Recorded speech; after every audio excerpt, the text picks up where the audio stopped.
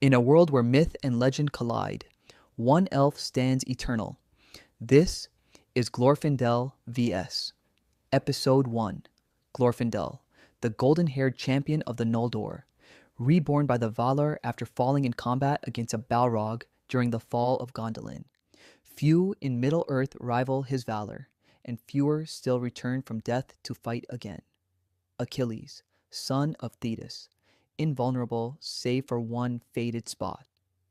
From the beaches of Troy to the halls of legend, no mortal warrior has stood taller in the myths of men.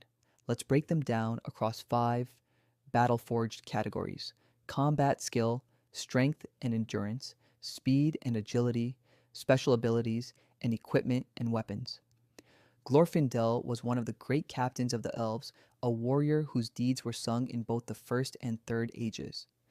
His defeat of a Balrog in single combat is a feat matched by few, even among the Eldar.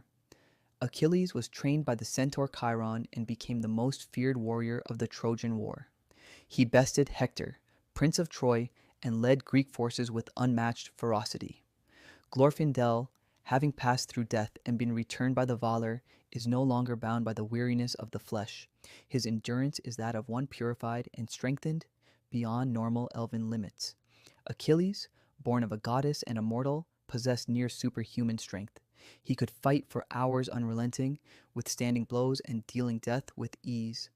Glorfindel once drove off the Nazgul, creatures who strike terror into mortal hearts. His speed and agility were noted in Rivendell, where he outran them on horseback and stood his ground with confidence. Achilles was said to be the fastest of all Greeks, chasing Hector around the walls of Troy. His reflexes were as sharp as his spear.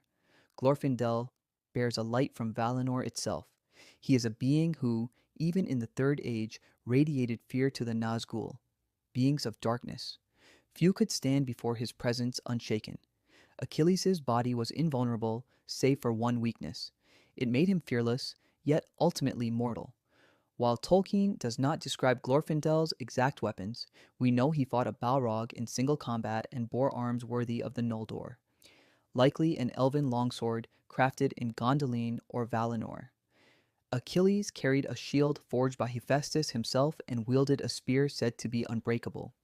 His armor was god-forged and renowned among the Greeks.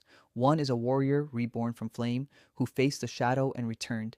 The other, a demigod of war, undefeated save by fate. If these legends met, who would fall? Tell us in the comments, and choose who Glorfindel should face next. Subscribe for more mythical matchups.